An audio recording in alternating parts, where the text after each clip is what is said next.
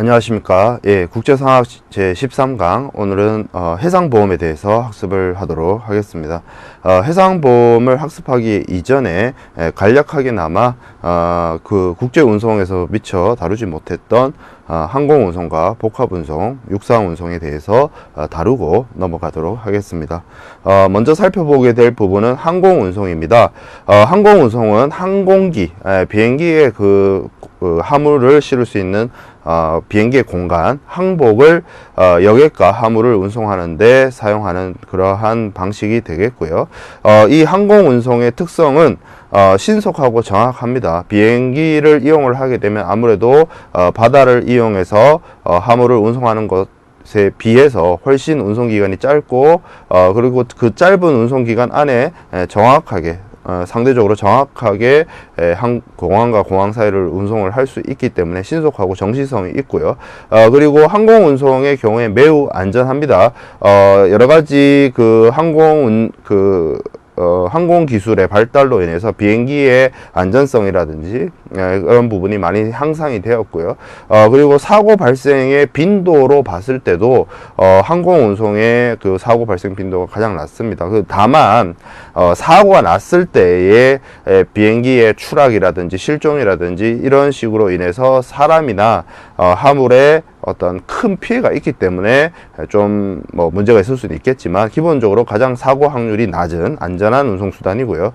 그리고 경제성이 있습니다. 단순하게 그 운임만 놓고 비교를 해 보면 비행기보다는 배가 훨씬 쌀 수 있습니다. 하지만 선박을 이용했을 때 들어가게 되는 여러가지 해상보험료라든지 하역 비용이라든지 여러가지 부대 비용 등을 고려해 보았을 때 물류의 총 비용적인 개념에서는 항공운송이 가볍고 고가의 물품일수록 더 상대적으로 경제적일 수 있습니다. 그리고 밤에도 운송이 가능하고요. 그리고 계절에 영향을 받지 않죠. 이런 것들이 이제 항공운송의 특성이 되겠습니다. 항공운송은 그 운송에 사용되어지는 대표적인 운송 서류로서 에어웨이 빌이 사용되게 됩니다. 에어웨이 빌은 항공화물 운송장이라고 하고요.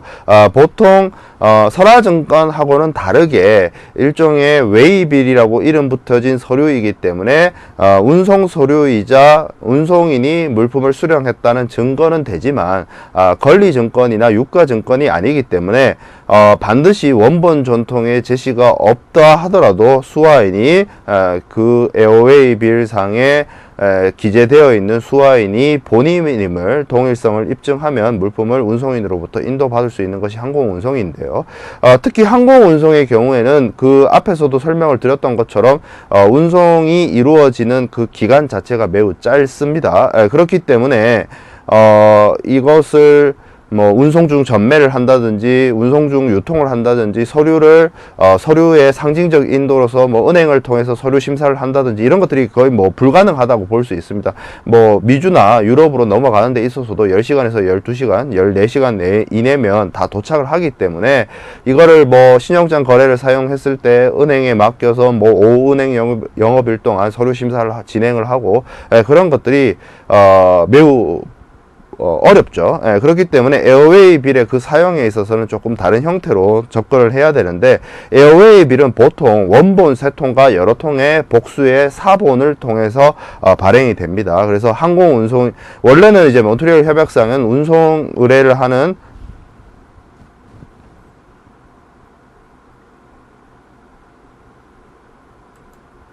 운송 의뢰를 하게 되는 송화인이 이 에어웨이 빌을 작성을 하게 되는데요.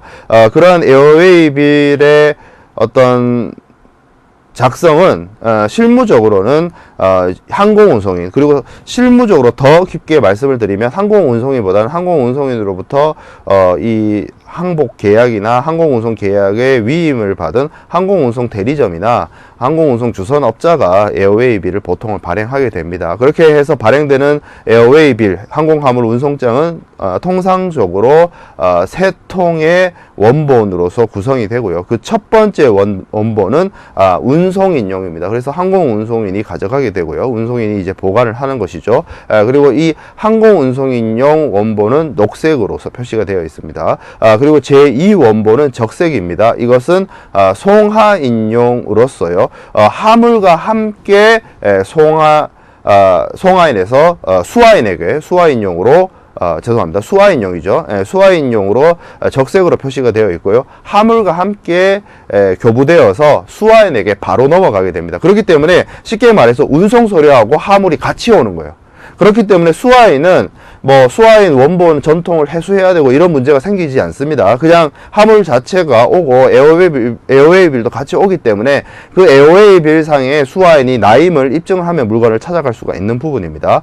그리고 제3 원본은 이게 이제 송하인용이 되는 것이죠. 이 송하인용은 청색입니다. 그래서 운송인이 서명한 상태로 송하인에게 교부가 되는데, 만약에 물론 그렇게 잘 사용을 하지 않습니다만 항공운송과 신용장 운송 혹은 추심 운송이 추심 결제 방식이 결합이 되어서 사용되어지는 하한 치결 제도를 이용을 하게 되었을 때, 이 송하인이 쉽게 말해서 은행에 제시할 수 있는, 은행에 매입은행이나 학인은행이나 발행은행에 제시할 수 있는 서류는 이 송하인용 원본, 제3 원본, 청색 원본밖에 없습니다. 나머지 두 개의 원본은 운송인에게 가거나 수화인에게로 가죠.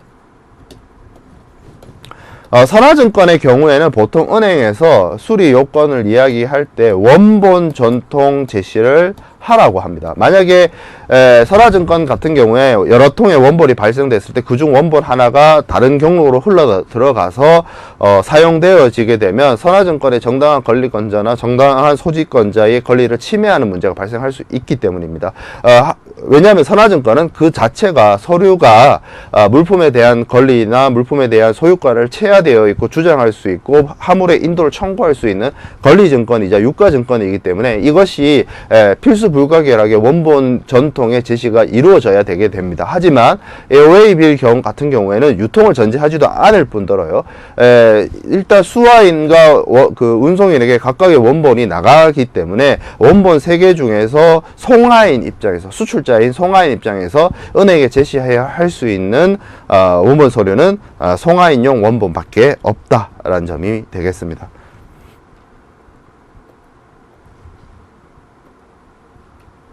자, 그래서 이러한 항공화물 운송자의 기능을 좀 살펴보면, 첫 번째가 물품의 수령증입니다. 그리고 두 번째가 운송계약의 증거죠. 이거는 기본적인 운송서류 모두의 공통된 기능입니다. 그래서 물품을 송하인으로부터 운송인이 받았다. 그리고 운송계약, 송하인과 운송인 사이에서 이루어진 운송체결 계약 내용에 대해서 입증하는 그러한 증거의 기능이 있고요. 그리고 거기에 더해서 항공화물 운송장의 경우에는 여러 가지 송하인이 이 보내는 일종의 인보이스 역할을 수행을 하기도 하고요. 그리고 보험 계약증 역할을 하기도 합니다. 항공운송의 경우에는 그 운송의 기간 자체가 짧기 때문에 해상 운송하고 다르게 이 하주인 송하인이 직접 보험 계약을 체결하고 하는 것이 매우 어려울 수 있거나 시간이 촉박할 수 있거나, 아니면 이 물품이나 이런 것들의 어떤 수량이나 중량이나 크기가 작아서 직접 해상보험 계약, 항공운송에 대한 보험회사랑 직접 계약을 체결하기보다는 항공운송 주선업자나 항공운송 대리점을 통해서 일종의 하주보험 같은 것을 드는 것이 더 편리할 수 있습니다. 그렇기 때문에 만약에 그렇게 되었을 때는 항공화물 운송자의 일종의 보험계약서의 역할을 하는 것이고요. 그리고 운임에 대한 청구서 역할을 할 수도 있고요. 그리고 이 항공운송의 경우에도 결국 수출과 수입이 이루어지기 때문에 세관에 제출해야 되는 그러한 자료로서 역할을 하기도 합니다. 그리고 이 에어웨이 빌, 이 웨이 빌이라고 이름 붙어져 있는 서류들의 특징이 결국에는 수화인이 자신이 수화인란에 기재되어 있는 수화인임을 스스로가 입증하는 동일성 입증을 해서 물품을 인도받기 전까지는 이 에어웨이 빌이 사용되어졌을 때는 이 에어웨이 빌 같은 경우에는 물품에 대한 소유권을 나타내는 권리증권이 아니기 때문에 수화인이 물품을 정상적으로 인도받아서 가져갈 때까지는 그 물품에 대한 어떤 소유권, 그 물품에 대한 위험 부담 내지는 그 물품에 대한 어떤 지시권 자체가, 처분권이나 지시권 자체가 송하인에게 있습니다. 물건을 보내는 사람에게 있게 됩니다. 그렇기 때문에 송하인이 운송인에 대해서 화물과 관련해서 지시를 할 수 있는 서류이고요. 그리고 도착지에서 화물이 수화인이 인도 청구를 해서 인도를 받을 수 있는 그러한 서류로서의 역할을 그리고 그러한 기능을 수행을 합니다. 자, 그 다음에 우리가 살펴보게 될 부분은 육상 운송입니다. 국제 도로 운송과 국제 철도 운송이 있죠. 물론 우리나라의 경우에는 지정학적 여건 그리고 정치 경제적인 여건으로 인해서 이 국제 도로 운송, 국제 철도 운송이 일어나고 있지 않습니다. 뭐 나중에 남북 관계가 개선이 되고 그래서 철도가 연결이 되고 했을 때는 철도나 도로망을 이용을 해서 뭐 중국이나 러시아로 물품을 수출입하는 그런 국제 육상 운송이 가능하게 될지도 모르겠습니다. 지금 현재로서는 그런 것이 가능하지가 않죠. 그렇기 때문에 국제 도로 운송이라고 하는 것은 한 나라와 다른 나라 사이에 어떤 도로를 이용한 수출입, 물품의 이동이 이루어지는 것을 의미를 하고요. 국제 철도 운송이라고 하는 것은 철도 차량에 의해서 이 국경을 넘어서 물품을 이동시키는 그러한 것이 해당이 되겠습니다. 주로 우리보다는 유럽 국가들, EU라는 경제 공동체를 통해서 긴밀하게 경제적으로 협력하고 있는 나라들 사이에서는 도로와 철도를 이용해서 나라와 나라의 그 어떤 정치적 경제선을 넘는 정치적 국경선을 넘는 게 자유롭죠. 왜냐하면 EU 국가들 사이에서는 어떻게 보면 경제의 국경선이 없다라고 할 수 있기 때문입니다. 그런 것들에 대한 부분이 그런 이제 EU와 같은 경우에 이제 이런 국제 도로 운송이나 국제 철도 운송이 매우 자유롭게 이루어지고 있다라고 볼 수가 있겠습니다.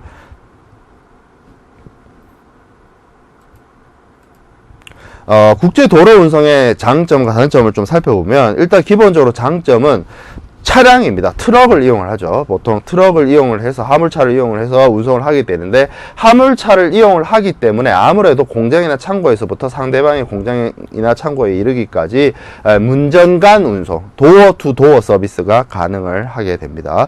다만 단점은 화물 차량을 이용을 하기 때문에 크거나 부피가 많은 그러한 대량 화물의 운송에는 매우 적합하지 않고요. 그리고 이 어떤 거리가 길어지게 되면 많은 이런 유류비나 이런 것들이 발생하기 때문에 장거리 운송에 적합하지가 않다는 점이 있습니다. 그리고 철도 운송의 경우에는 육상 운송 수단이지만 어떻게 보면 차량에 비해서 훨씬 많은 양의 화물을 운송할 수 있는 운송 능력을 가지고 있다라고 볼 수 있겠죠.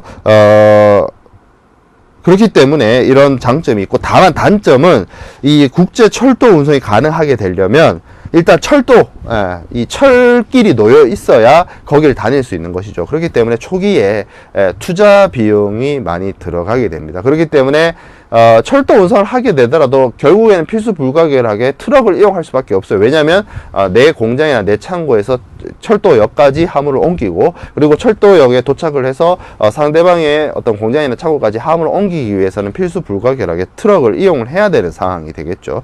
그러한 어떠한 단점이 있다라고 볼 수 있겠습니다. 다만 우리가 지난 시간에 살펴보았던 컨테이너, 해상 컨테이너가 제가 간략하게 설명을 드렸지만 기본적으로 철도의 하차의 모양을 본뜬 것이거든요.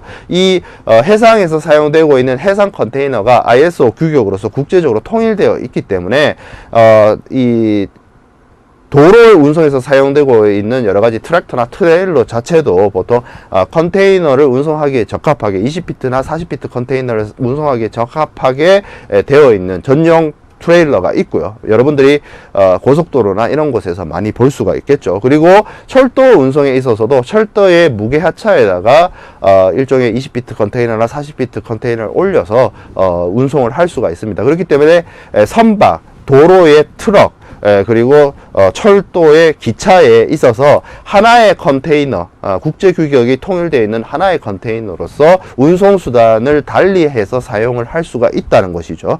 그렇기 때문에 컨테이너를 이용을 하면 컨테이너에 화물을 적입하고 나서 내가 트럭을 이용하고 기차를 이용하고 선박을 이용하고 다시 도로를 이용하더라도 컨테이너의 문을 개방하지 않고 그 안에 있는 화물을 빼내지 않고도 출발지부터 목적지까지 연속되는 운송, 연속되는 일괄 운송을 할 수 있다는 장점이 있겠습니다. 그래서 그러한 어떤 컨테이너를 이용한 문정간 운송, 일간 운송이 가능해짐에 따라서 나타나게 된 개념이 복합 운송이 되겠습니다. 복합 운송은 두 가지 이상의 운송수단, 예를 들어서 육상이나 철도나 항공이나 해상 중에 이 두 가지 이상의 운송수단이 결합되어 있는 것을 의미하는데요.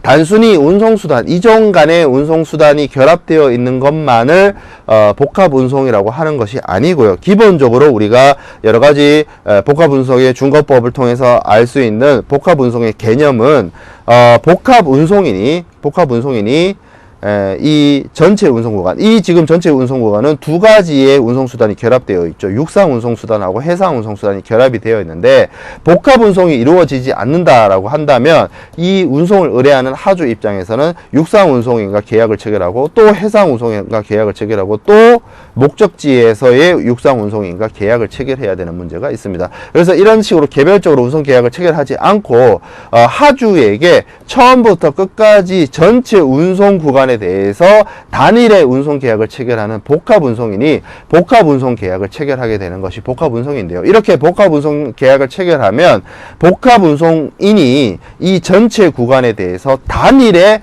책임을 집니다. 원 책임이죠. 이 사람이 전체를 다 책임지는 것이고요. 그리고 계약이 하나죠. 계약이 하나이기 때문에 하주 입장에서는 복합 운송인과 계약을 하나의 계약을 체결하고 운임을 한 명의 운임에게, 한 명의 운송인에게 지급을 하게 될 것입니다. 만약에 이렇게 별도로 계약을 체결하게 되면 별도로 운임 지급, 별도로 운임 지급, 별도로 운임 지급이 이루어져야 되지만 이 전체 운송 구간에 대해서 하나의 운송 계약을 체결했기 때문에 하주의 입장에서는 복합 운송인을 향해서 한 번만 운임을 지급하면 되는 것이고요. 그리고 하나의 운송 계약이 체결이 되었기 때문에 복합 운송 서류가 하나의 서류가 발행이 된다는 점이고요. 그리고 운송 방식은 2종 이상의 운송이 결합되어 있는 것이 국제 복합 운송의 개념이 되겠습니다.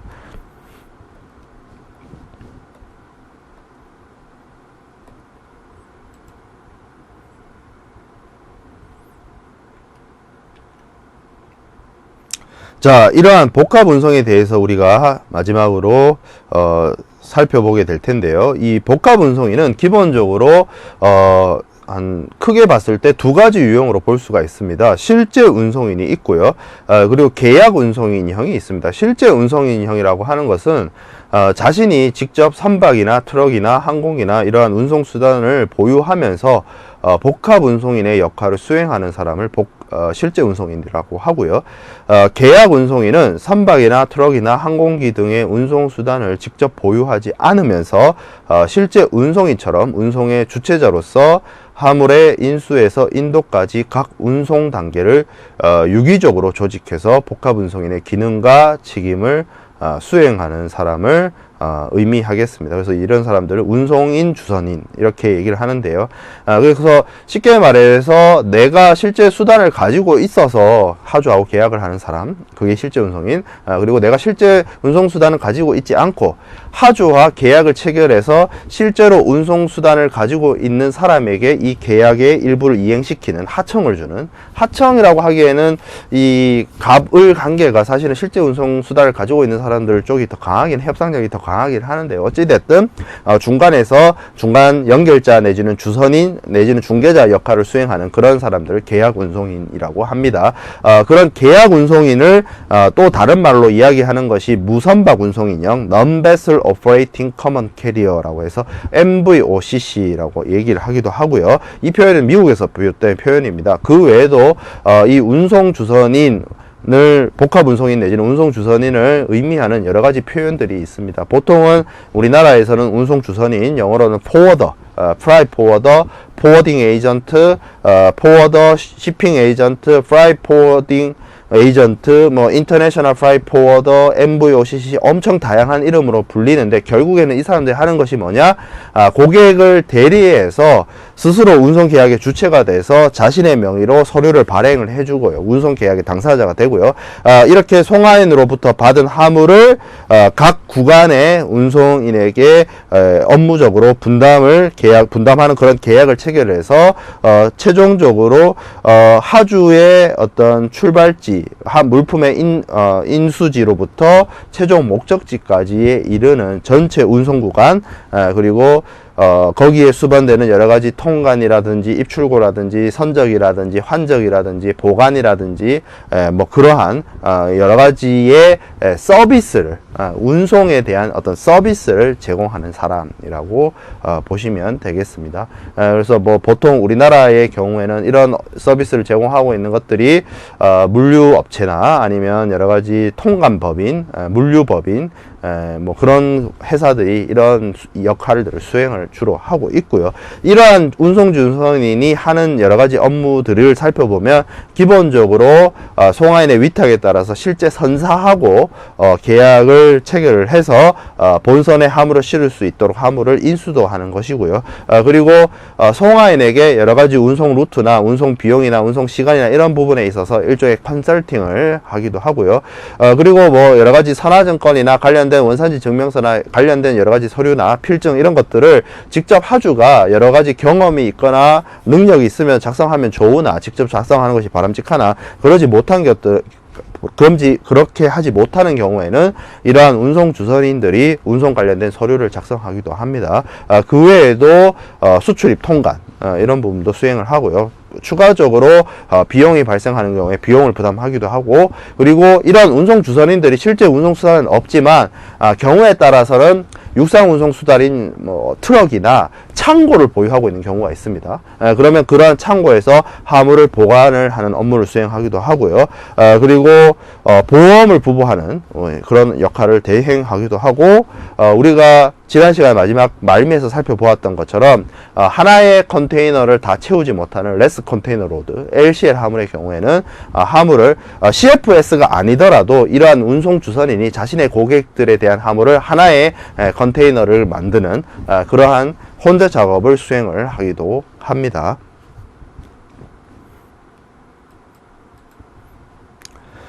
그래서 복합 운송은 주로 여러 가지 형태가 있습니다. 뭐 시베리아 랜드 브릿지, 그래서 우리나라에서 시베리아 횡단철도를 이용해서 유럽으로 들어가는 그러한 루트도 있고요. 그리고 아메리카 랜드 브릿지도 있습니다. 지금 9번 슬라이드에 있는 것은 아메리카 랜드 브릿지를 의미를 하는데요. 미국 대륙을 하나의 연결체, 브릿지로 이용을 해서 유럽으로 물품을 보내는 그러한 이제 복합 운송의 루트, 복합 운송의 형태를 아메리카 랜드 브릿지 라고 합니다. 기본적으로 그래서 우리나라에서 배를 타고 미국으로 가서 미국의 육상 운송 수단을 이용을 해서 미국 동부로 이동해서 미국 동부에서 배를 이용을 해서 유럽으로 들어가는 그런 루트가 되고요. 사실 이러한 랜드 브릿지, 아메리카 랜드 브릿지, 오리지널한 그 원래 의미로서의 아메리카 랜드 브릿지는 유럽으로 들어가는 물품의 운송 루트가 다양하기 때문에 많이 사용되어 다고 보기가 좀 어렵고요. 많이 사용되는 부분은 미리랜드 브릿지 같은 것입니다. 미국의 동부 해안까지 우리가 해상 화물을 옮긴다라고 할 때는 물론 파나마 운하를 이용하는 방법도 있지만 이 미국을 향해서 서부 해안으로 옮긴 다음에 미국 내에 여러 가지 운송 수단을 이용해서 미국 동부나 아니면 미국 중부 지역으로 물품을 옮기게 되는 것이죠. 그런 것들이 미니 랜드 브릿지, 마이크로 랜드 브릿지, 원래의 랜드 브릿지보다 축소되었다는 의미로서 미니 랜드 브릿지와 마이크로 랜드 브릿지라고 불리게 됩니다. 그런 것들이 이제 주로 복합 운송, 특히 해상 운송과 육상 운송이 결합되어 있는 해륙 복합 운송의 형태, 경로로서 많이 나타나고 있습니다. 자, 이렇게 복합운송 서류에 대한 복합운송에 대해서 살펴봤고, 복합운송 서류에 대해서도 살펴볼 텐데요. 복합운송 서류는 기본적으로 물품의 수령증 역할을 하고요. 그리고 운송계약의 증거, 이거는 기본적으로 모든 운송 서류들이 다 가지고 있는 기능이고요. 그리고 복합 운송 서류는 기본적으로 이런 앞에서 우리가 살펴보았던 복합 운송인들이 하주를 향해서 일종의 주 운송 구간이 해상 구간인 해류 복합 운송의 경우에 이 선화증권 형식으로, 그걸 이제 복합운송 주선인 연맹, 국제복합운송 주선인 연맹이 제정한, 양식에 따른, 피아타 멀티모달 트랜스포트 BL이라고 하는 복합운송 서류이지만, 선화증권 형식을 띠는, 형태의 서류를 많이 제시를 하게 됩니다. 복합운송인들이. 그렇게 되는 경우에는 그 서류 자체가 선화증권의 형식을 띠고 있기 때문에 권리증권이자 유가증권 역할을 수행을 하기도 한다는 점이죠. 물론 항공운송이 근간인, 주운송 구간이 항공운송이 근간인 항공운송을 끼고 있는 복합운송의 경우에는 좀 다른 형태로 나타나기도 합니다. 그런 경우에는 에어웨이빌에서 구간을 확장한 형식으로 나타나기도 하죠. 자, 그래서 이제 항공운송, 도로운송, 철도운송, 복합운송에 대한 부분까지 살펴보았습니다. 자, 이제 본격적으로 해상보험에 대해서 간략하게 기본 개념들에 대해서 우리가 살펴볼 텐데, 해상보험은 하주를 위한 화물보험, 적하보험이 있고요. 선주를 위한 선박에 대한 보험, 선박보험이 있습니다. 이렇게 나뉘어진다는 것이죠.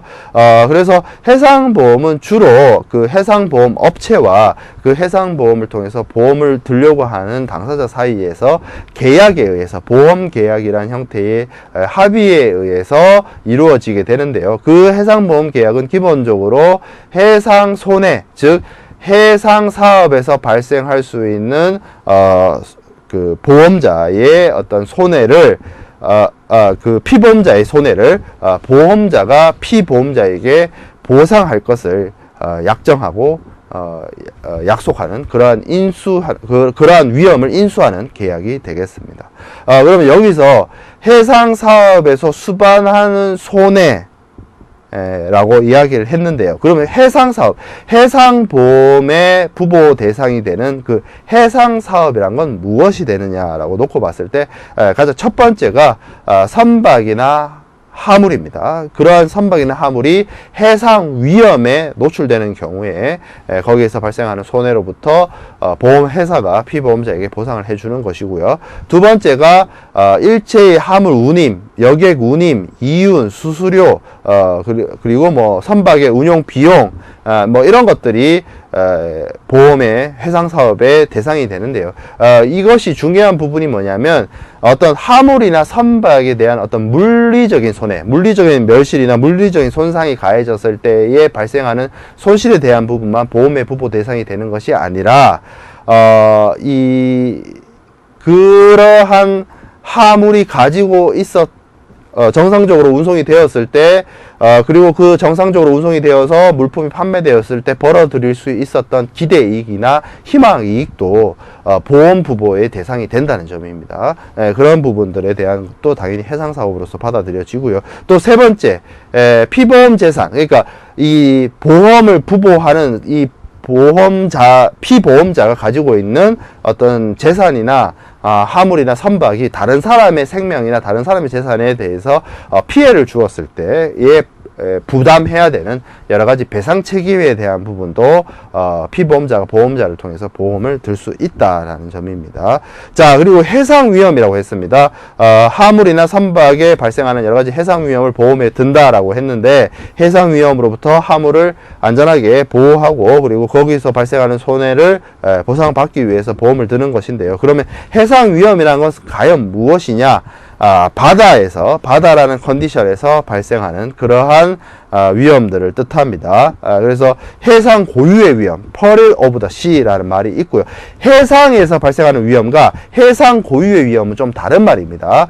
그리고 화재라든지 전쟁 위험이라든지 해적 행위라든지 그리고 화물에 대한 어떤 강도, 절도, 그리고 선박에 대해서 포획, 납포, 선원의 악행, 화물의 투하, 이런 것들이 해상 위험이 되고요. 여기서 말하고 있는 해상 고유의 위험이라고 하는 것은 바다 위에서 벌어지지만 바다이기 때문에 바다에서 만 발생하는 그러한 위험이 해상 고유의 위험에 해당이 된다라고 볼 수 있겠습니다. 대표적으로 침몰이라든지 아니면 딱딱한 암초에 걸리는 자초라든지 아니면 어떤 모래톱에 박혀서 선박이 빠져나올 수 없게 되는 교사라든지 선박이 전복된다든지 그런 것들이 해상 고유의 위험에 해당이 된다라고 말씀드릴 수 있겠습니다. 자, 그래서 해상보험 계약과 해상사업과 해상위험에 대한 정의를 살펴보았는데요. 그 외에도 어려운 이 해상보험이 여러가지 용어나 표현들이 매우 어렵게 되어 있습니다. 그래서 그 용어들에 대해서 살펴볼 텐데요. 기본적으로 보험자가 있습니다. 이거를 쉽게 말해서 보험회사라고 쉽게 생각하시면 됩니다. 물론 보험회사라고 하지 않고 보험자라고 하는 이유는 있습니다. 왜냐하면 외국이나 특히 영국 같은 경우에 로이드 보험이나 이런 곳에서 보면 이 개인 보험업자, 그러니까 법인 주식회사 형태의 법인이 아닌 개인 보험업자도 많이 있고요. 그런 사람들이 실질적으로 큰 손으로서 역할을 수행을 하는 경우가 있기 때문에 그런 사람들은 전통적으로 로이드 보험의 회원으로서 언더라이터라는 이름으로서 많이 활동을 하고 있는데, 그런 사람들이 있기 때문에 이 보험을 인수하는 자, 위험 부담을 인수하는 자를 보통은 보험회사라 지칭하지 않고 보험자라고 얘기를 하고 있고요. 영어 표현으로는 인슈어러, 어슈어러, 언더라이터라고 이야기를 합니다. 자, 그러면 거기에 대응해서 이제 보험을 부보하는 하주나 선주가 있겠죠. 이런 사람들은 피보험자 혹은 보험계약자라고 하는데, 보험계약자라는 의미는 보험자와 보험계약을 체결해서 보험료를 지급하기로 약속한 사람을 보험계약자라고 하고요. 피보험자는 피보험 이익을 가지는 사람으로는 뜻으로서 실제로 보험 사고가 발생했을 때 보험자로부터 보험금을 지급받는 자를 피보험자, insured, assured, 그러니까 일종의 수동태, 피동형으로서 쓰는 것이죠. insured, assured라는 표현을 씁니다. 그래서 이 보험자, 보험계약자, 피보험자가 있는데, 통상적으로 많은 경우에는 보험계약을 체결하고 보험료를 지급하는 사람과 사고가 발생했을 때 보험금을 지급받는 사람이 같은 사람인 경우가 많습니다. 내가 보험 들고 내 물건에 대해서 사고가 났을 때 내가 보험금을 받는 것이죠. 그게 보통의 경우에 다 그렇게 되는데, 그렇지 않은 경우도 있어요. 보험을 계약을 체결하는 사람 따로, 실제로 사고가 났을 때 보험금을 받는 사람 따로, 이렇게 되어 있는 경우가 있죠. 우리가 지난 앞선 시간에 살펴보았던 인커텀스에서 CIF나 CIP의 경우에는 보험계약은 매도인이 체결을 하고, 실질적으로 사고가 났을 때는 위험 이전이 이미 물품의 선적 시점에 이루어지기 때문에 운송 도중에 발생한 사고의 멸실 손상에 대한 보험금 지급은 매수인 쪽으로 이루어지게 되는 것이었죠. 그래서 매도인이 매수인을 위해서 보험을 부부해주는 그런 형태였죠. 그렇기 때문에 이러한 형태에 있어서는 매도인이 보험 계약자가 되고 매수인이 피보험자가 되게 됩니다. 자, 그 외에도 당사자로서, 당사자는 아니지만 당사자를 대리해서 보험과 관련된 업무를 수행하는 보험 대리상이 있고요. 인슈어런스 에이전트라고 합니다. 그리고 보험 중개인이 있습니다. 인슈어런스 브로커라고 합니다. 보험 대리상은 일정하게 보험자를 위해서 계속적으로 지속적으로 보험계약의 체결을 대리하거나 그런 것들을 연결해주는 그런 것을 업으로 하는 사람이고요. 그래서 어떠한 특정한 사람으로부터 위임을 받아서 행동을 하는 사람이 이제 에이전트가 해당이 되고요.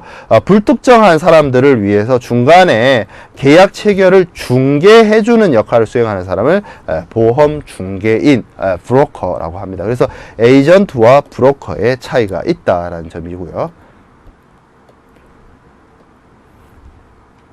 자, 그 다음에 용어를 좀 살펴보면 보험료라는 것이 있습니다. 이것은 보험자가 피보험 위임을 이제 담보를 했을 때 거기에 대한 반대급부로서, 쉽게 말해서 보험의 보호를 받는 사람이 보험 회사를 향해서 납부하는 요금이 되겠습니다. 그래서 보험료라고 하고요.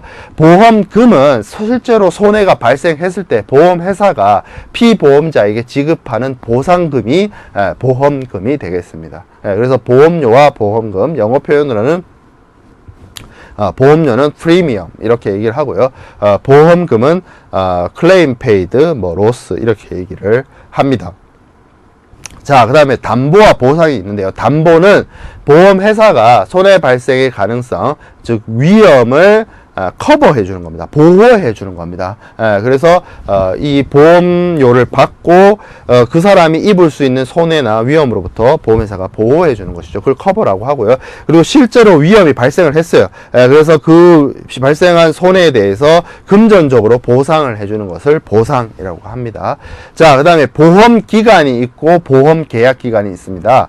보험 기간은 기본적으로 이 우리가 앞에서 봤던 보험자의 담보, 보험자의 위험 부담에 대한 책임이 존속하는 기간을 보험 기간이라고 하고요. 보험 계약 기간이라고 하는 것은 보험 계약이 유효하게 존속하는 기간을 보험 계약 기간이라고 합니다. 보통 이 보험 기간과 보험 계약 기간도 대부분 일치합니다만 그렇지 않은 경우도 있습니다. 그렇지 않은 경우로서 가장 대표적인 게 우리가 국제 물품 매매 계약에 관한 유엔 협약 CISG를 공부를 했을 때 그런 게 있었어요. 소급 보험이 있었습니다. 운송 중 전매에 따라서 운송 도중에 내가 물품을 구매를 했다. 그래서 이 경우에 내가 보험을 든다. 그러면 실질적으로 물품이 이쯤에서 계약이 체결되었기 때문에 이쯤부터 물품에 대한 담보가 시작이 되어야 되는데 요 구간에서 발생한 화물의 멸실 손상에 대해서는 그 누구도 확인을 하지 못했죠. 그렇기 때문에 그 경우에는 앞으로 땡긴다. 선적시 물품의 운송에 대한 그 서류를 발행하는 그 시점으로 땡겨져서 이 과거로 회귀해서 보험의 부보가 이루어진다라고 하는 것이죠. 그렇게 되면 사실 실질적인 보험 계약은 이 시점에 체결이 되었죠. 하지만 위험에 대해서 보험자가 책임을 지는 구간은 이 소급 보험의 경우에는 이 물품의 선적 시점으로 앞당겨지게 됩니다. 그래서 이 구간이 보험 기간이 되는 것이고 실제 계약이 존속하는 기간은 이때부터죠. 그래서 보험 기간과 보험 계약의 기간에 어떤 차이가 발생하게 되는 것이 발생하는 경우가 있습니다. 그 외에도 포괄 애정보험의 경우에 오픈 팔리시의 경우에도 보험 기간과 보험 계약 기간에 어떤 차이가 발생하게 되게 됩니다.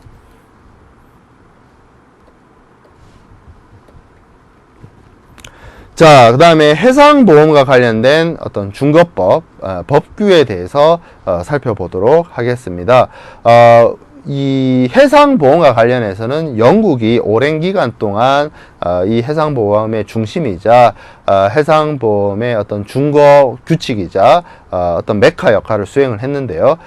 이 오랜 기간 동안 전 세계적으로 해상보험과 관련된 준거법으로서 활용이 되어졌던 것이 영국의 일종의 하나의 성문법인 영국 해상보험법이 되겠습니다. Marine Insurance Act 줄여서 MIA라고 하고요. 이 MIA는 1906년에 발효가 되었습니다. 역사가 100년이 넘는 시간을 가지고 있죠. 그래서 이 MIA는 이 원래 이 영미법이 성문법원을 많이 가지고 있지는 않지만 기본적으로 기존에 있었던 여러 가지 판례나 간습을 이런 것들을 정리를 해서 해상보험의 모법으로서 해상보험의 준거법으로서 제정을 한 것이 해상보험, 영국 해상보험법 MIA가 되었고요. 이것이 오랜 기간, 100년이 넘는 기간 동안 전 세계의 해상보험과 관련된 준거 규칙으로서, 준거법으로서 역할을 수행을 해왔습니다.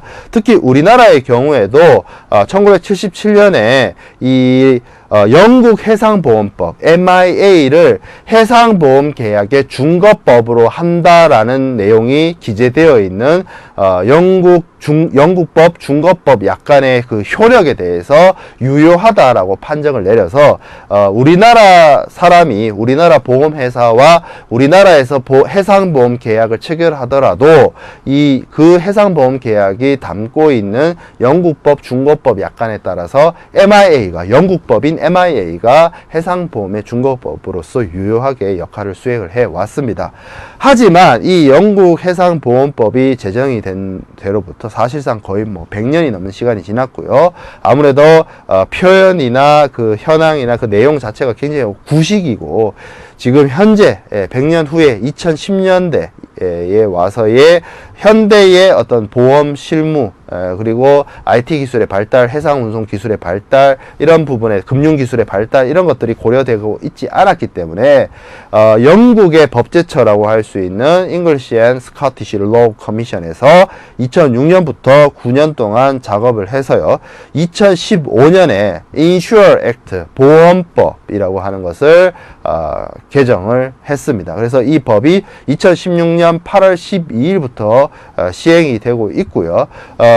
2016년 8월 12일부터 체결된 보험 계약에 적용이 되는 그러한 새로운 법이 되겠습니다. 그 외에도 보험금 지급과 관련된 엔터프라이즈 액트나 소비자 보험과 관련된 컨슈머를 이제 이 영국 법제처가 개정을 해서 영국의 이 오랜 기간 동안 사용되었던 중개법인, 해상보험 중개법인 MIA의 지위도 조금 변화가 있었다라는 것이죠. 물론 MIA에서 다뤄졌던 내용이 인슈어 액트에서 특별히 언급되지 않거나 개정되지 않았다면 그대로 MIA가 적용되게 된다는 점도 말씀을 드리겠습니다. 자, 그 다음에 우리가 살펴보게 될 것이 이제 보험계약을 체결을 했어요. 보험계약도 일종의 사인과 사인 간의 계약이죠. 우리가 앞선 시간들에서 매도인과 매수인 간의 물품 매매 계약, 무역계약을 체결하고 매도인의 의무와 매수인의 의무를 이행을 한다라는 부분에 대해서 학습을 했는데요. 보험계약에 있어서도 보험계약을 체결하게 되면 보험회사인 보험자와 하주나 선주인 이 피보험자가 보험계약을 체결하고 거기에 따라서 수반되는 여러가지 의무를 이행을 해야 되는 사항이 되게 됩니다. 그래서 그러한 보험자의 의무와 피보험자의 의무에 대한 부분을 좀 살펴보겠습니다.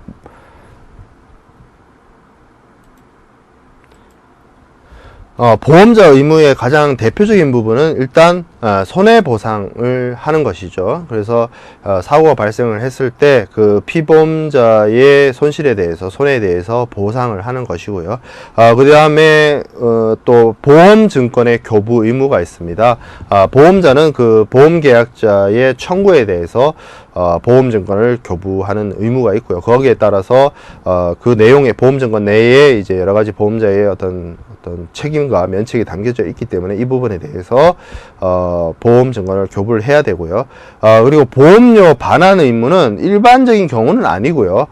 보험계약이 무효가 되거나 아니면 보험사고 발생 전에 보험계약이 해지가 되게 되면 이것은 보험계약이 존속되지 않게 되는 것이죠. 그렇기 때문에 보험계약이 무효가 돼버려서 그 계약 자체의 효력이 상실해버렸다라고 한다면 받은 보험료를 반환을 해줘야 될 것이고요. 그리고 보험료를 미리 받았는데 보험계약이 해지됐어요.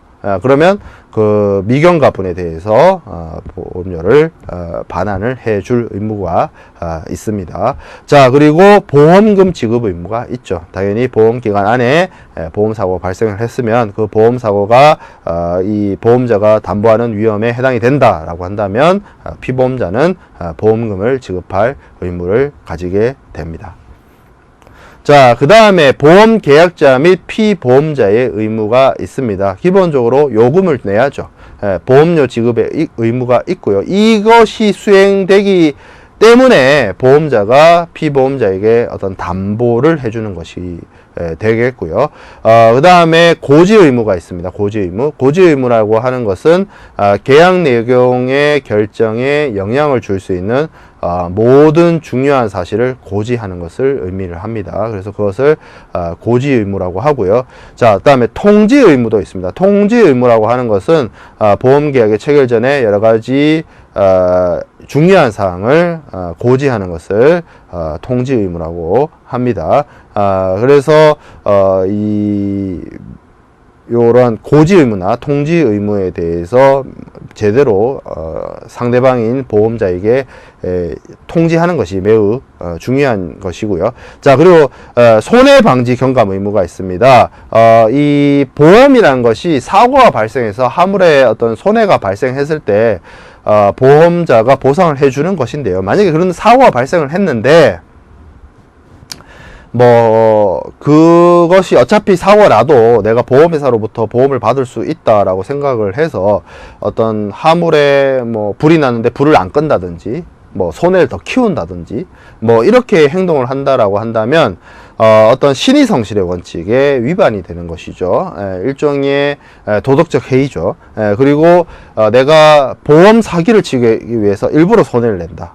일부러 직접적으로 행동을 적극적으로 하지 않았다 하더라도 내가 충분히 보험의 부보 대상이 되는 그 목적물에 발생할 사고의 우려를 알고 있었음에도 회피하지 않는다든지 그런 식의 행동을 하게 되었을 때는 여러 가지 어떤 민형사적인 책임을 져야 되게 됩니다. 그렇기 때문에 이 보험 계약자나 피보험자는 자신이 부보한 그 화물이나 선박에 대해서 손해를 방지하고 그리고 실제로 손해가 발생했을 때는 그 손해를 더 확산시키지 않도록 손해를 줄이기 위한 여러 가지 합리적인 조치를 취해야 할 의무가 있게 됩니다. 자, 그래서 우리가 앞에서 고지사항에 대해서 살펴보았는데, 고지사항이라고 한 것은 실질적으로 보험계약이 체결되기 전에 이 보험계약을 인수하는 보험자 입장에서 보험 목적물이나 피보험자에 대해서 정확한 정보를 알고 있어야 되기 때문에 요구되고 있는 것이고요. 이를 바탕으로 고지를 통해서 이 보험 목적물이나 피보험자나 이런 신용도나 여러 가지 사안들에 대해서 보험자가 알게 됐을 때, 보험회사가 알게 되었을 때 그 고지에 따른 정보를 바탕으로 보험계약 인수 여부 혹은 보험계약을 인수했을 때 보험료가 산정이 되는 중요한 사안이 되겠습니다. 그렇기 때문에 피보험자는 보험자에게 여러 가지 고지사항과 관련된 정보를 알려줘야 되고요.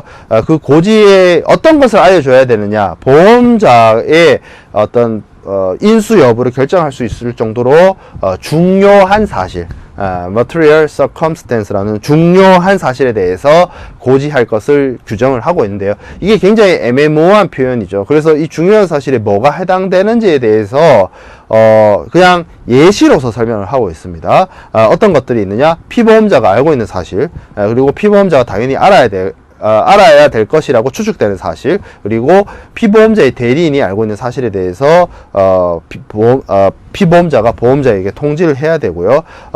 고지가 필요 없는 사항에 대해서도 또 예시로서 설명을 하고 있습니다. 위험을 감소시키는 사실, 그리고 보험자가 알고 있거나 알고 있을 것이라고 수정되는 사실에 대해서 보험자가 이미 알고 있으니까 피보험자가 보험자한테 알릴 필요가 없는 것이죠. 그리고 보험자가 고지받기를 거부한 사실, 그리고 뒤에서 설명을 드리겠습니다만 담보특약, 워런티를 통해서 보험자가 이미 알고 있는 사실에 대해서는 피보험자가 보험자에 대해서 고지를 할 필요가 없게 되겠습니다. 이런 것들이 이제 고지가 필요 없는 사항인데요. 쉽게 말해서 우리가 화물에 대한 컨디션에 대해서 일목요연하게 중요한 부분을 알려줘야 되겠지만, 이 화물에 대해서 이미 보험자가 알고 있는 사실에 대해서는 고지 의무를 이행할 필요가 없다라는 점입니다. 자, 그래서 이 앞에 있었던, 우리가 앞서 19번 슬라이드에 있었던 내용은 MIA에 있는 내용이었고요. 2015년 영국 보험법이 개정이 되면서 Insurer Act에서는 이 고지 의무를 명칭을 달리해서 공정 제공 의무, Duty of Fair Presentation으로 이름을 바꿨고요. 예전에는 MIA 규정에서는 피보험자가 보험자에게 내용을 인지시키는 고지만 이행하면 아무런 문제가 없었습니다만, 이제는 내용이 많이 달라져서 이 보험자가 피보험자에게 중요한 정보 제공에 대해서 추가적인 확인을 하도록 하고 있는 등의 내용적인 어떤 변화가 있게 되었습니다. 그래서 이러한 부분에 있어서의 변화가 영국 해상보험법 체계에서 이루어졌다는 점을 간략하게 설명을 드리고요. 자, 그 다음에 통지 의무가 있습니다. 통지 의무라는 건 기본적으로 크게 두 가지라고 볼 수가 있습니다. 첫 번째는 보험 사고가 발생했을 때 보험 사고 났다라고 보험회사에 연락하는 것이죠. 그리고 두 번째는 보험 기간 중에 보험 계약과 관련돼서 피보험자의 어떤 사고 발생의 위험이 증가시킬 수 있는 뭐 여러 가지가 있을 수 있습니다. 해상 운송을 하고 있는데 항구가 변경이 된다든지 배가 변경이 된다든지 뭐 그러한 위험의 변경, 해상보험과 관련된 보험자의 위험의 변경이 발생했을 때는 이 사실을 보험회사에게 당연히 알려야 되겠죠. 그런 부분들이 이제 통지 의무로서 있는 것이고요. 자, 그 다음에 우리가 살펴보게 될 부분은 담보입니다. 담보라고 하기도 하고 보증이라고 하기도 하고 담보 특약이라고 하기도 하고 영어로는 워런티라고 하기를 하는데, 이것은 쉽게 말해서 보험회사가 보험을 부보하는 데 있어서 피보험자에게 내가 보험을 부보할 테니 최소한도로 피보험자 너는 이거는 준수해줘, 이거를 네가 준수해줘야만 내가 너에게 보험에 대한 담보를, 보험에 대한 어떤 부보를, 보험, 손해 위험으로부터 어떤 보상 의무에 대한 책임을 내가 부담할 수 있을 것 같아 라고 하는 것을로써 일종의 보험자가 피보험자에게 약속을 시키는, 보험자가 피보험자에게 어떤 개런티를 요구하는 그런 것들이 담보, 보증, 담보 특약으로 불리는 이 워런티에 해당이 되겠습니다. 그래서 보험에서 이 워런티라고 하는 것은 특정 조건의 준수를 보증하는 그러한 보험 계약자의 약속이고요. 담보는 피보험자가 지켜야 되는 부분입니다. 반드시 지켜야 되는 부분이죠. 그래서 이 피보험자가 이러한 담보를 위반을 하게 되면 위반 시점부터 보험자는 면책이 됩니다. 그러니까 쉽게 말해서 보험계약 체결하고 보험료 받았지만 이 피보험자가 워런티를 위반을 하게 되면 보험자는 면책되어서 책임이 없는 거죠. 책임이 없다는 얘기는 즉 보험금을 지급하지 않는다는 겁니다. 그래서 이 피보험자 입장에서는 자신이 사고가 발생했을 때 보험회사로부터 내가 보험금을 받기 위해서라도 반드시 지켜야 되는 것이 이 워런티가 되겠습니다. 이 워런티 담보는 기본적으로 명시담보가 있고 묵시담보가 있는데요. 명시담보라고 하는 것은 우리가 명확하게 기재했다는 것이죠. 보험증권이나 이런 데에 있어서 기재하는 것을 명시담보라고 하고요. 특별히 명시하진 않았지만 보험자, 피보험자 사이에 우리가 묵시적으로 이거는 기본적으로 지켜야 되는 그러한 부분을 묵시담보라고 얘기를 합니다. 대표적인 명시담보에는 중립담보가 있습니다. 어떤 특정한 적대 국가의 물건을 운송을 해서 상대방 국가로부터 공격을 받을 수 있는 그런 경우가 있어서는 안 되겠죠. 그래서 보험 목적물인 선박이나 화물이 중립적이어야 한다는 것을 요구하는 중립담보가 있을 수 있고요. 그리고 안전담보가 있을 수 있습니다. 물품은 언제라도 특정한 기간에 안전해야 한다. 물품은 안전해야 된다. 보험 목적물은 안전해야 된다. 선박이나 화물은 안전해야 된다라는 그것이 이제 안전담보고요. 항해담보란 것이 있습니다. 우리가 해상 사업을 하고 해상보험을 부보하는 데 있어서 굉장히 위험한, 컨디션적으로 굉장히 위험한 바다가 있을 수 있어요. 대표적으로 이제 여러 가지 빙산이 떠든, 우리가 고전 영화 타이타닉에서 알다시피 이 북대서양이나 이런 북극해 이런 곳에는 떠다니는 유빙들이 많이 돌아다니고 있기 때문에 그런 것들이 선박과 충돌을 해서 선박을 침몰시키는 원인이 될 수가 있거든요. 그렇기 때문에 북극해라든지 발팅해라든지 베링해는 시베리아와 알래스카 사이에 있는 좁은 그 바다를 의미합니다. 그곳이에요. 그런 곳에서 겨울에 항해하지 마라. 뭐 이런 것들이 이제 항해담보죠. 위험한 바다에 가지 마라 라고 요구하는 것이 항해담보에 해당되는 부분이고요.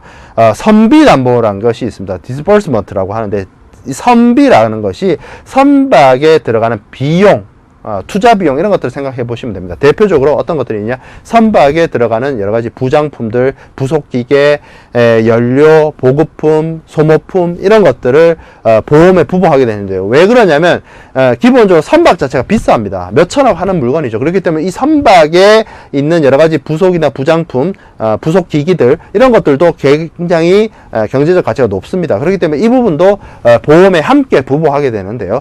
이렇게 선비를, 선박의 비용이나 선박의 부속품을 보험에 들 때 선박 자체 보험의 25%를 초과해서는 아니 된다라는 것이 어떤 의미냐면 보험료를 절감시키고자 하고자 보험료 절감의 의도를 가지고 선박 그 자체에 대한 보험은 낮게 책정하고 이 부속품이나 부장품의 부속 기기의 보험을 크게 부과하는 것을 막기 위해서 전체 선박 보험 가입 금액의 25% 이상을 선비로서 부과하지 못하게 한다는 것이 선비 담보에 해당되는 내용이 되겠습니다. 조금 깊은 내용입니다. 이 부분은 해상보험의 어떤 강론 수업에서 좀 더 깊게 다루어져야 되는 부분이 되겠습니다.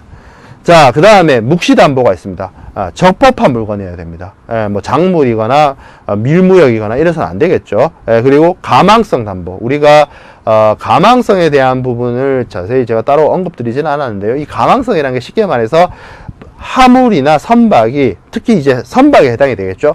선박이 바다라는 특수한 상황에 있어서, 바다라는 곳이 우리가 해수욕장이나 이런 데 놀러 갔을 때 느껴보는 바다는 잔잔한 파도가 치는 그러한 곳이지만, 이 먼 바다에 조금이라도 먼 바다로 나가게 되면 이제 로링이 발생하고 여울이 지고 파도가 크게 칩니다. 2m, 3m의 파도가 치죠.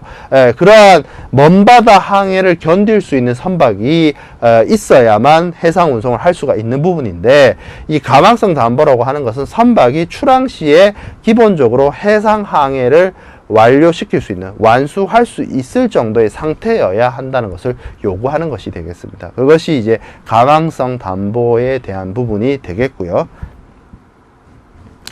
이 담보에 대한 부분도 개정이 이루어졌습니다. MI에서는 제가 앞에서도 말씀을 드렸다시피 담보 위반 사건이 발생하게 되면 그 이후에 보험자 면책이 되어서 보험자가 담보를 이제 보험금을 지급하지 않아도 됐는데요.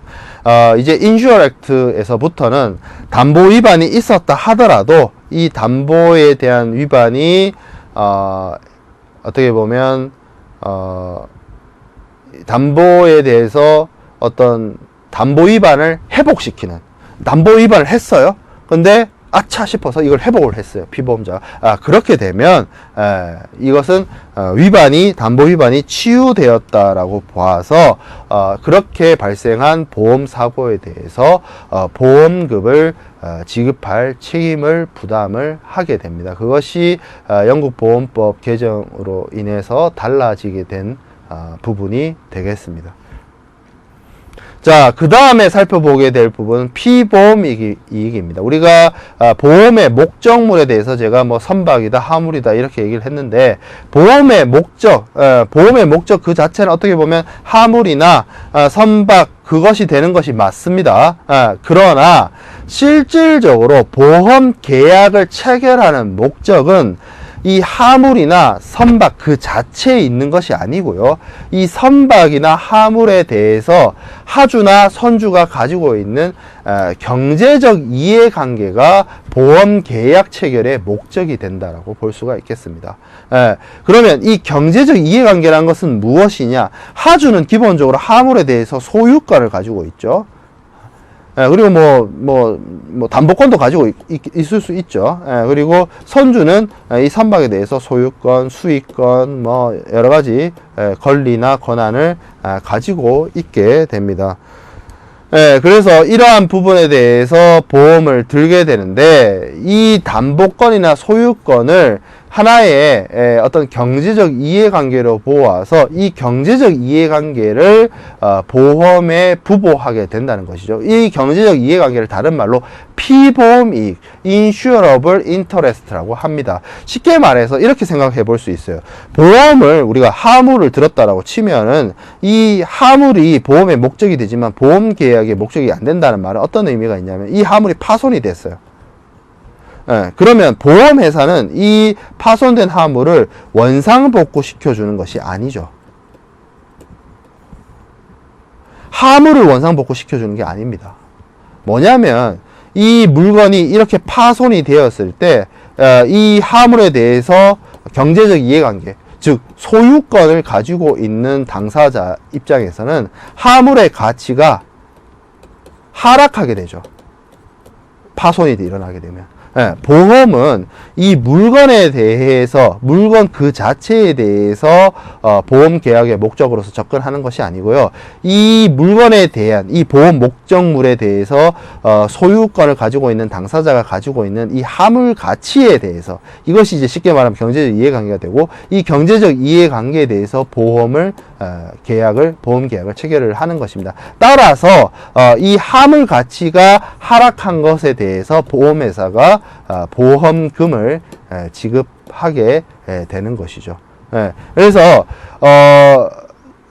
우리가 이렇게 생각해 볼 수 있습니다. 제가 앞에서 그 해상 사업이라고 할 때 물건 그 자체에 대해서만 보험 드는 것이 아니라 물건 그 자체가 가지고 있었던 미래의 기대이익, 미래의 희망이익도 보험에 부부한다 라는 것도 어떻게 보면 이것이 단순하게 물건 그 자체를 현상 유지시켜주고 원상 복구시켜주기 위해서 보험을 드는 것이 아니라 이 물건에 대해서 소유권을 가지고 있는 사람, 경제적 이해관계를, 경제적 실익을 가지고 있는 사람의 어떤 경제적 가치가 그대로 유지되게 되면 문제가 없으나 어떤 사고나 뭐 사건으로 인해서 이 경제적 이해가치가 떨어졌을 때 그 떨어진 부분에 대해서 금전으로서 보험회사가 보상을 해주겠다라고 하는 것이 보험계약의 목적이자 그리고 그 대상이 되는 것이 경제적 이해관계 피보험자의 보험에 들 수 있는 이익, 피보험 이익이 되겠습니다.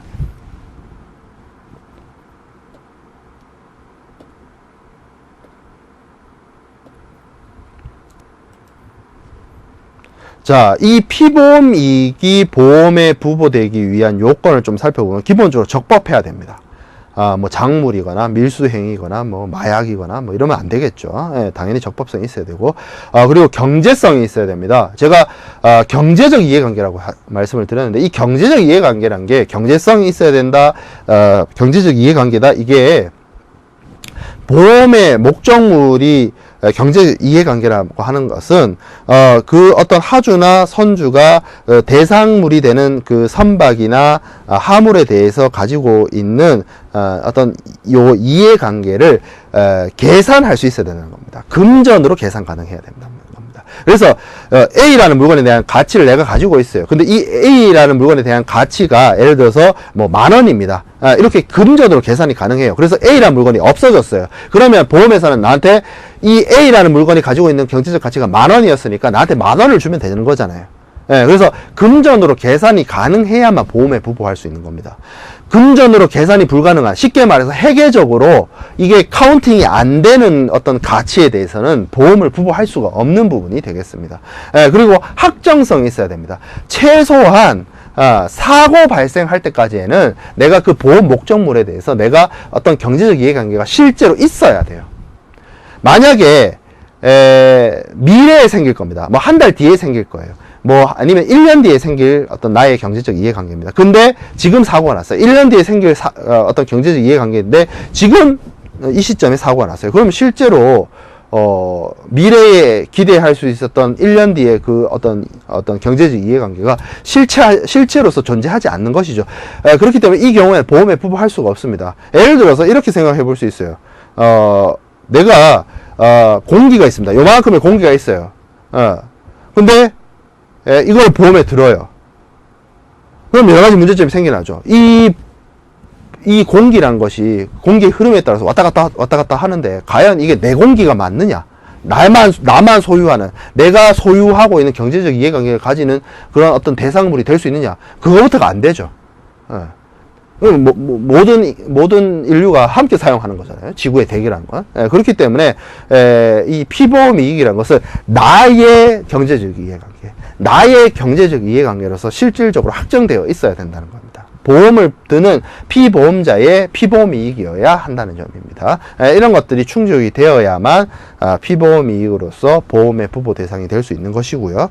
자, 그래서 보험 가액과 보험 금액의 관계를 좀 살펴보면 우리가 보험 계약의 목적이 되는 것은 피보험 이익이라고 배웠습니다. 그래서 그러면 이게 얼만데, 이 피보험 이익이 얼만데에 문제가 있을 수 있어요. 그래서 하주나 선주가 가지는 보험의 대상물, 화물이나 선박의 가치를 보험에 들 수 있는 가액, insurable value, 보험 가액이라고 합니다. 근데 내가 예를 들어서 어떤 물건을 가지고 있는데 100의 가치가 있어요. 이 100을 다 보험에 들 수도 있지만 80만 들 수도 있고 50만 들 수도 있죠.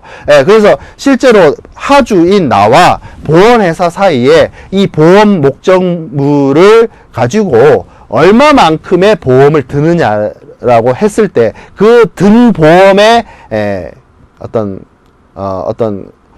한도, 요 부분을 보험 금액이라고 합니다. insurable amount라고 하고요. 쉽게 말해서 보험자가 요렇게 실제 가치, 내가 보험에 든 물건의 가치는 100인데 내가 예를 들어서 50만큼만 보험에 들었어요. 그러면 보험회사는 나한테 50만큼만 책임이 있는 것이죠. 그래서 보험자가 사고가 발생했을 때 이 100의 물건에 대해서 실제로 이 100의 물건이 다 사라졌다라고 하더라도 보험회사는 나한테 계약을 50으로 했기 때문에 50만큼만 보상을 하게 될 겁니다.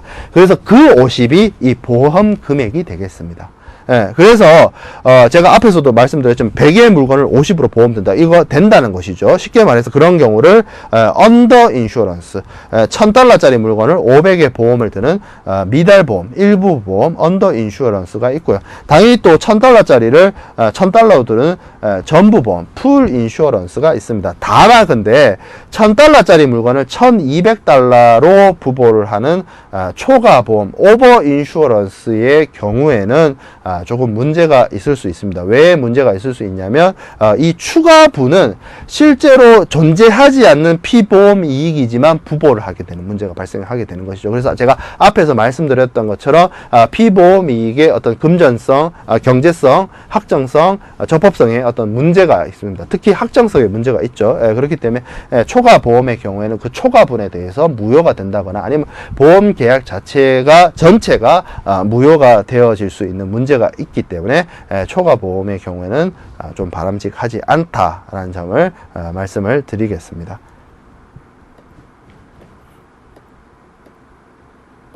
자, 그 다음에 살펴보게 될 부분은 해상손해입니다. 해상손해는 실제로 해상보험 계약을 체결을 했을 때 그 보험의 목적인 화물이나 선박에 어떠한 피해가 발생할 수 있느냐, 그 손해의 유형에 대해서 우리가 좀 살펴볼 텐데요. 그 보험 목적물의 어떤 멸실이나 손상 그 자체에 대한 어떤 물리적 손해를 물적 손해라고 합니다. 그래서 물적 손해는 크게 전손과 분손으로 나뉘어지는데요. 전손은 토탈 로스, 전부를 잃었다라는 거죠. 그 물건 자체가 사라졌다, 완전히 사라졌다, 잃어버렸다, 분실했다, 그리고 완전히 파손됐다. 그것이 이제 전손이고요. 완전히 사라지진 않았는데 부분적으로 파손됐다, 부분적으로 어떤 손실이 발생했다라고 하는 것을 분손, partial loss라고 합니다. 자, 그리고 전손은 현실 전손이 있고요. 실질적으로 전손이 일어난 actual total loss가 있고요. 전손이 일어난 것으로 추정하는 추정 전손, constructive 토탈 로스, 컨스트럭티브 토탈 로스라는 CTL이라고 줄여서 얘기하기도 하는 추정 전선이 있고요. 자, 분손해는 이거는 이제 손해의 크기보다는 그 손해의 당사자 여부에 따라서 당사자가 개인의 혼자의 손해이냐 아니면 공동의 손해이냐에 따라서 단독 훼손과 공동 훼손으로 나뉘게 됩니다. 그리고 물리적 손해 외에도 어떤 추가적인 비용 지출이라든지 의도하지 않았던 비용 지출, 어떤 추가적인 비용 부담, 이런 것들을 비용 손해라고 하는데요. 비용 손해는 쉽게 말해서 이렇게 생각해 보시면 돼요. 물품이 정상적으로 도착했습니다. 물리적 손해가 없었어요. 화물이 어떤 수출자가 보낸 그 상태 그대로 목적지에 안전하게 도착을 했습니다. 근데 그 안전하게 도착을 하는데 그 과정에서 원래 정상적이었고 원래 통상적이었다라고 한다면 지출되지 않아도 되는 비용, 발생되지 않아도 되는 비용의 지출이 발생을 했어요. 그렇게 된다라고 한다면 그 부분, 추가적으로 들어간 그 부분에 대한 어떤 비용도 하나의 비용 손해로서 우리가 해상 손해로 볼 수가 있겠습니다. 그 외에도 제3자에 대한 어떤 배상 책임, 이거는 자동차 보험으로 치면 대차나 대인이나 뭐 이런 것들이 해당이 되죠. 내 화물이나 선박이 다른 사람의 생명이나 재산에 피해를 주었을 때 배상 책임 손해, 이런 부분에 대한 부분도 해상 손해에 해당이 된다라고 말씀드릴 수 있겠습니다. 그러면 첫 번째 살펴볼 것은 이제 전손이죠. 보험 사고가 발생을 했을 때 피보험 이익이 전부 완전히 멸실된 상태를 뜻합니다. 여기에는 두 가지가 있다라고 했습니다. 첫 번째가 현실 존손입니다. 현실 존손은 보험 목적물인 화물이 현실적으로 전멸한 상태를 뜻합니다. 그래서 보험 목적물이 파괴되어서 상품 가치가 완전히 없어지거나 아니면 피보험자가 보험 목적물의 점유권이 박탈되어 가지고 이를 회복할 수가 없는 경우, 그리고 선박이 행방불명되어서 상당 기간이 경과한 경우가 현실 전손에 해당이 되고요. 자, 추정 전손이 있습니다. constructive total loss라고 했죠. 이 전손으로 추정한다, 그런 뜻이었는데, 이 보험 목적물인 화물이 전멸이 추정되는 겁니다. 추정. 진짜로 그렇게 된 게 아니고 추정되는 경우입니다. 그래서 이 경우에는 피보험자가 보험의 목적물을 위부라는 행위를 하게 되면 보험자를 피보험자가 위부를 하고 이 위부에 대해서 보험자가 승낙을 하게 되면 현실 전손과 동일하게, 현실 전손과 동등하게 처리를 해서 전손 보험금을 지급하게 됩니다. 그러면 이 전손으로 추정하는 경우는 어떤 것이 되느냐라는 것이죠. 그러면 기본적으로 이런 경우입니다. 현실 전손이 확실하다고 생각되면서 그 증명이 불가능한 경우, 그리고 보험 목적물이 현실적으로 전멸하지는 않았으나 손해의 정도가 심해서 그 목적물이 가진 용도에 사용할 수가 없게 되는 경우, 그리고 화물의 인수가 물리적으로 가능하더라도 수선비나 수리비가 그 수선 후에 물건의 가치보다 훨씬 크게 되는 경우에 이 추정 전손 상황이 된다라고 볼 수가 있는데요. 쉽게 생각해서 이렇게 생각해 볼 수 있습니다. 물품이 100의 가치가 있는데 이게 안전하게 도착을 했어요. 그러면 아무 문제가 없습니다. 자, 그러면 문제 없죠. 이건 문제가 없는 거고. 자, 화물을 100의 가치가 있는 물건이 도착을 했는데 0이 돼 있었어요. 가치가. 그러면 이건 전손이죠. 어떤 전손? 현실 전손입니다. 자, 근데 도착을 했어요. 1이 남았어요. 1이 남았어요. 그런 상황이죠. 현실 전손은 아닌데, 완전히 전멸하지는 않았는데, 이거를 손해 정도가 너무 심해서 원래 의도대로 사용할 수가 없고, 그래서 이걸 수리하려고 보니까 99를 잃었죠. 그래서 수리비가 너무 많이 들어요. 차라리 100을 새로 사는 게 나아요. 그런 경우가 쉽게 말해서 추정 전손 상황이 되는 겁니다. 그런데 다시 생각을 해보면 우리가 분손의 전손과 현실 전손의 개념을 놓고 보면 이 물건이 가치가 100이 있을 때는 안전한 상태고요. 1%를 상실했어요. 그럼 99가 되죠. 그리고 99를 잃었어요. 1이 되죠. 이 모든 1에서부터 99는 다 원래는 분손입니다. 그리고 0으로 남으면, 0으로 남았을 때, 0만 남았을 때 이게 현실 전손이에요. 원래 1% 남거나 99% 남으면 다 분손입니다. 다 부분적 손해예요. 전손이 해당되지 않기 때문에. 그런데 이런 식으로 해보면 요 1% 남거나 2% 남은 사람들은 억울하죠. 그렇기 때문에 이런 사람들이 위부라는 행위를 하게 되면 화물이 전손이 추정되는 경우, 쉽게 말해서 이게 전손을 처리하는 것이 낫겠다라고 판단되는 경우에는 피보험자가 보험 금액의 전액 청구를 하기 위해서, 그러니까 전손 보험금을 받기 위해서 0% 남은 사람, 1% 남은 사람이 0% 남은 사람처럼 보상받고자를 의도해서 화물에 대한 남은 권리, 요 1%를 포기해 버리는 거죠. 나 안 할게. 1% 이거 안 할게. 그냥 0% 남은 사람처럼 처리해줘 라고 요청하는 것이 위부가 되겠습니다. 이거를 보험자가 승낙을 하게 되면 추정 전손이 성립이 되어서 쉽게 말해서 보험자가 피보험자에게 이 1%나 2% 남은 부분을 보험자가 받고 전손에 대한 부분에 대해서 보험금 지급을 하게 되겠습니다. 이 위부에 대한 개념이 많이 또 헷갈리고 또 구별이 잘 안 되는 부분이 있는데, 이게 이제 대위란 개념이 있습니다. 서브로게이션, 위브는 어벤던먼트라고 하고요, 대위는 서브로게이션이라고 하는데, 이 대위는 기본적으로 추정 존손 사항에서만 발생하는 것이 아니라 현실 존손, 추정 존손, 분손, 뭐 이런 손해보험의 모든 사항에 있어서 발생하는 것이 대위가 되겠습니다. 그래서 대위에 대해서 우리가 다시 한번 살펴볼 텐데요. 자, 대위는 이겁니다. 기본적으로 서브로게이션이라고 하고요. 대위하다, 서브로게이트란 말에서 나왔습니다. 우리말로 하면 대신하다, 대신해서 위치한다, 이런 뜻입니다. 그래서 다른 사람을 대신한다는 것인데, 이 보험에서 이 대위는 손해보험에서만 적용이 됩니다. 생명보험에서는 적용이 되지 않는 것이고요. 자, 그러면 어떤 경우에 대위가 생겨나게 되느냐라는 것이죠. 자, 보험자, 보험회사와 피보험자인 하주가 보험계약을 체결을 했어요. 그리고 그것에 따라서 쉽게 말해서 운송계약을 체결을 했죠. 운송계약을 체결해가지고 운송을 하죠. 보험계약을 체결하고 운송계약 체결을 했는데, 운송 도중에 운송인의 잘못에 의해서, 운송인이 잘못해서 물품이 손상되게 되었습니다.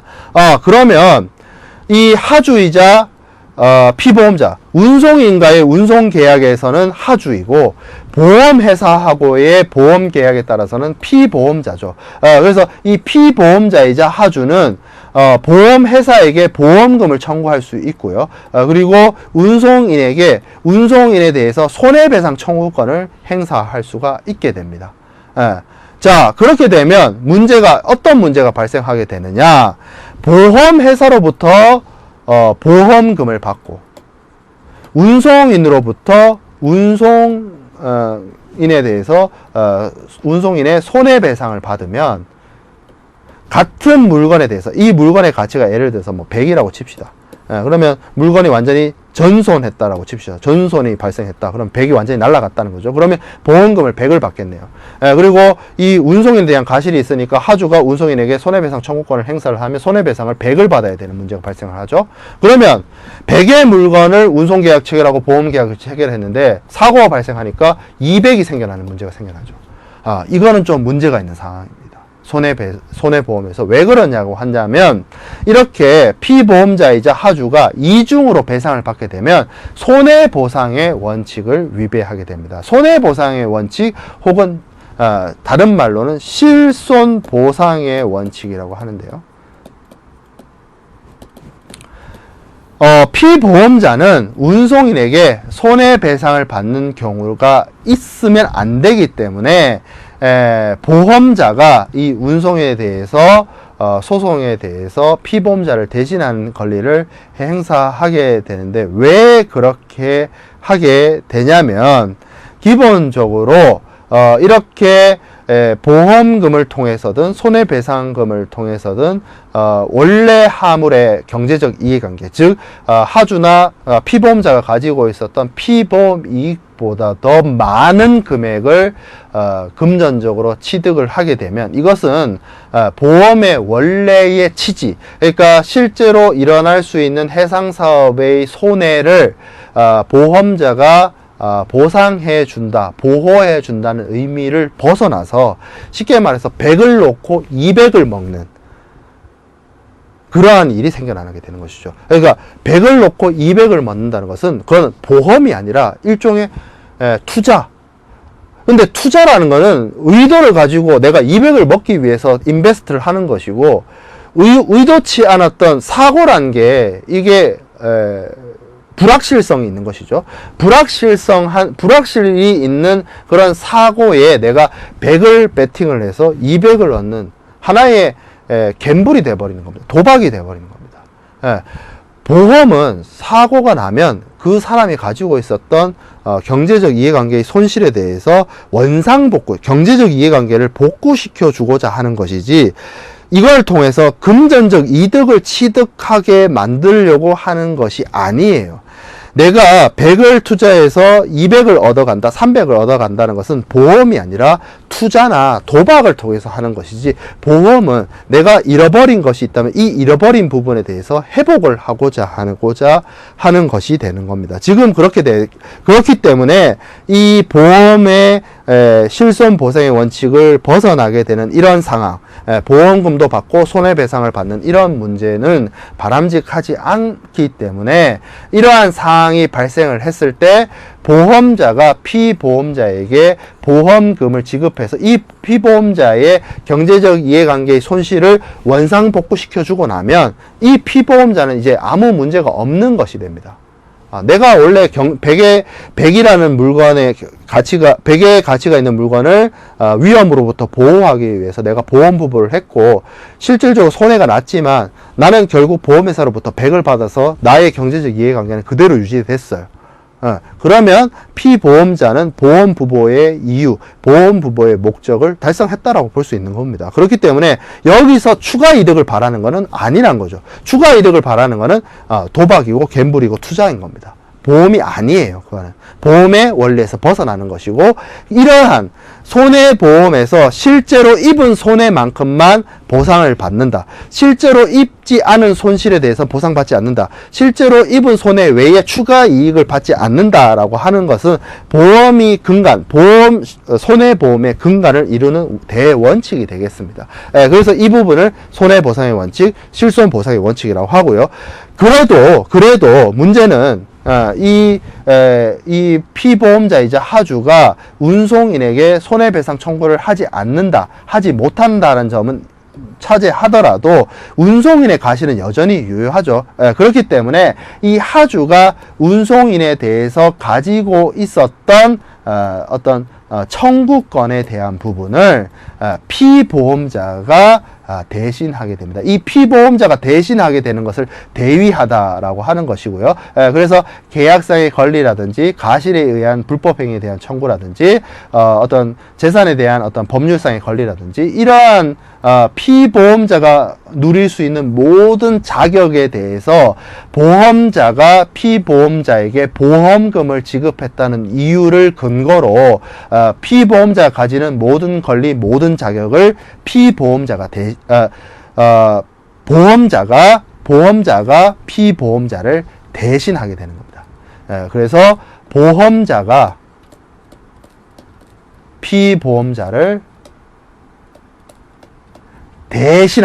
대신한다라는 것이 대위가 되는 것이죠. 그렇기 때문에 이 보험자가 피보험자에게 보험금을 지급하게 되게 되면 이 피보험자가 가지고 있었던 운송인에 대한 손해배상 청구권을 보험자가 가져가게 되어서 보험자가 운송인에게 소송을 제기하고 승소하게 되면 운송인이 보험자에게 보험금을 지급하거나 이렇게 되는 부분이 보험의 대위에 대한 부분이 되겠습니다. 이 부분은 추정 존손뿐만 아니라 현실 존손, 분손, 비용 손해, 배상 책임 손해 모든 부분에 있어서 이런 모든 손해보험에 있어서 여러분들이 쉽게 이해할 수 있는 자동차 보험과 같은 손해보험에 있어서 공통되게 적용되는 손해보험의 손해보상의 원칙이 되겠습니다.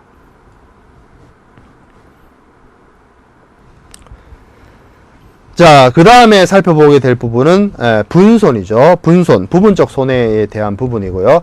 피보험 이익이 일부 멸실되거나 손상된 경우를 의미를 합니다. 그래서 그걸 이제 단독훼손 이렇게 얘기를 하는데요. 단독훼손은 기본적으로 그냥 단 한 사람에 의해서 입은 손해를 단독훼손으로서 구성을 하는 부분이고요. 공동훼손이라고 하는 부분은 좀 다릅니다. 어떤 것이냐면 공동의 위험이 있는 경우에 해당이 됩니다. 선박과 화물에 공동의 위험이 있어 가지고 그 위험을 회피하기 위해서 여러 가지 손해가 발생하거나 여러 가지 비용이 발생했을 때 손해나 비용을 위험 회피로 인해서 이득을 본 당사자들이 있죠.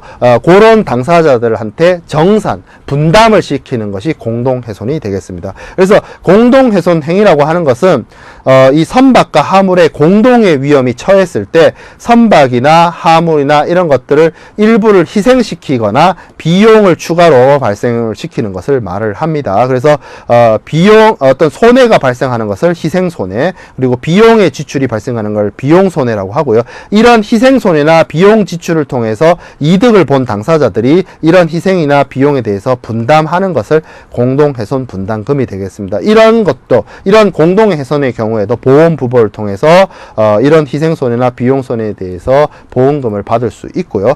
그리고 분담금을 받게 되면 이 분담금에 대해서는 대위권이 형성이 되어서 보통은 보험자가 가져가게 되는 부분이 되겠죠. 이런 것들도 보험을 통해서 부보를 한다라는 점이고요.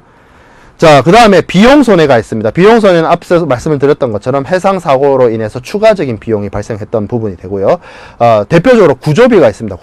구조비는 다른 사람이 나를 위해서 SOS 전화신호를 통해서 자발적으로 구조 행위를 해 주었을 때 거기에 대해서 지급하는 보수가 구조비가 되고요. 그리고 앞서 손해방지 손해방지 의무에 대한 부분을 했는데요. 피보험자가 손해를 줄이고 어떤 사고를 예방하기 위해서 비용을 발생시켰다, 합리적인 비용이 발생했다라고 한다면 그 부분에 대해서도 보험회사가 보상을 해주게 됩니다. 그리고 특별비용은 구조비도 아니고 손해방지 경감비용도 아닌, 그리고 공동훼손 비용에도 해당이 되지 않는 여러 가지 사고와 관련된 창고료라든지 보관료라든지 수리비용이라든지 이런 개반비용이라든지 이런 것들이 특별비용으로서 들어가게 되는 것이고요. 실제 그리고 손해가 발생했을 때 물리적 손해든 비용손해든 그런 것들이 발생했을 때 손해의 정도를 파악하기 위해서 손해 사정이나 이런 것들을 해야 되는데요. 그때 들어가는 비용, 손해에 대한 조사 비용도 비용 손해에 해당이 된다라고 말씀드릴 수 있겠습니다. 자, 그 외에 이제 우리가 살펴보게 될 부분이 배상책임 손해인데요. 배상책임 손해는 보통 이제 선박의 경우에 하물이 어떤 다른 하물을 때리거나 이런 경우 잘 없겠죠.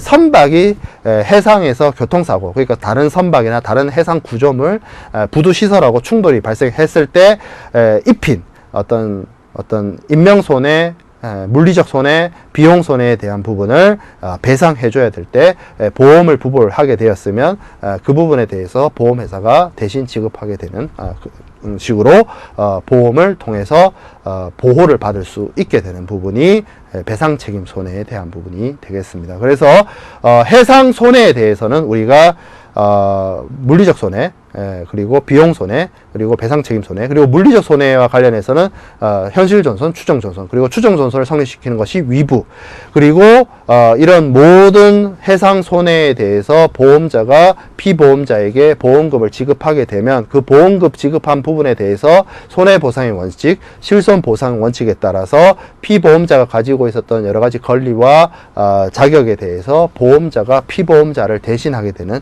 대위권, 대위권, 보험자가 피보험자에게 보험금을 지급한 것에 대한 어떤 자격에 대한 조건으로서 피보험자가 누리는 그 목적물에 대한 가치에 대해서 피보험자가 누리는 권한이나 권리를 가져오게 되는 것을 대위권이라고 한다는 점까지 학습을 했습니다. 그래서 남은 시간에는 다음 시간에는 이 해상보험과 관련된 해상보험증권과 협회 적하 약관에 대한 부분을 간략하게 살펴볼 것이고요.